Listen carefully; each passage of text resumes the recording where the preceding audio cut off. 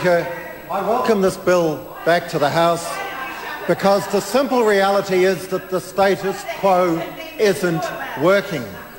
Current measures are letting our young people down, and our whole society is paying a very heavy price for the inadequate provisions that we have at the moment. I want to acknowledge the members who worked on the Select Committee on this bill. As has been obvious in the House tonight, we've had some vigorous debate and we're still quite some distance apart, but nevertheless the issue's got a very good airing. I particularly want to acknowledge the submitters who also brought different viewpoints but all assisted us to come to a clearer understanding of the major challenge we face, and all of course were motivated by the common desire to turn troubled young lives around. I want to acknowledge the excellent work of the officials who guided our progress. It's very disappointing, Mr. Speaker, to hear the efforts of members opposite who are belittling the work of the Minister and the real purpose behind this bill.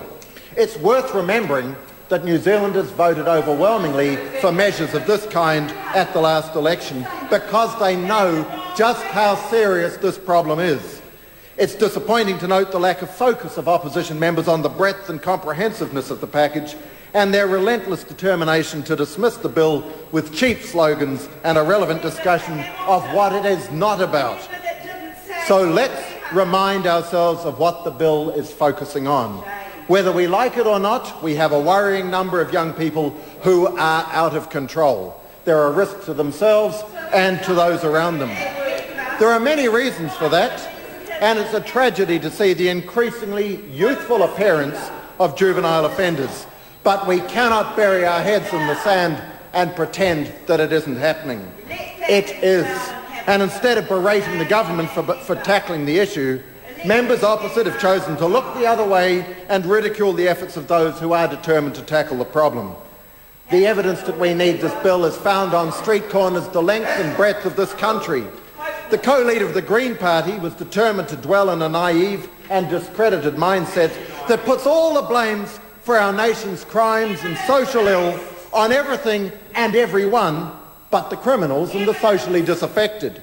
Of course there are serious problems that knock many of our young people off course. Of course life dealt many of them a cruel blow from the outset. But we will never help them to turn their lives around if we blame all their offending on the system and absolve them of responsibility for their actions. Of course we must provide significant support to our troubled youngsters and intervene when they're hurtling off the rails. That is exactly what this bill is all about. And as my excellent colleague Chester Burrows emphasised, the crucial thing is to do so comprehensively and in a timely fashion.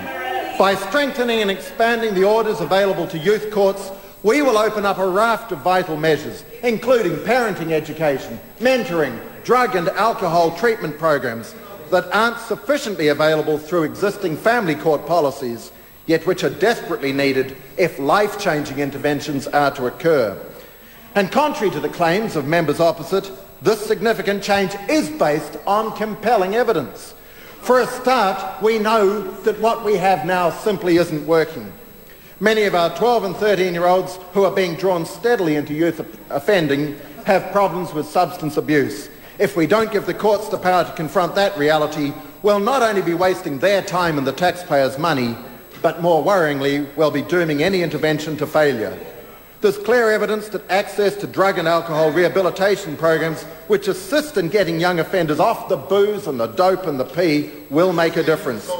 And even clearer evidence that a lack of them is often fatal. Mr. Speaker, this bill is aimed at the 1,000 worst young offenders and contains three major reforms. They've been well canvassed by previous speakers. I commend this bill to the House. We must throw our efforts wholeheartedly behind this bill, and then we will start to see real improvements for the youth of our country. I call Sue Moroney.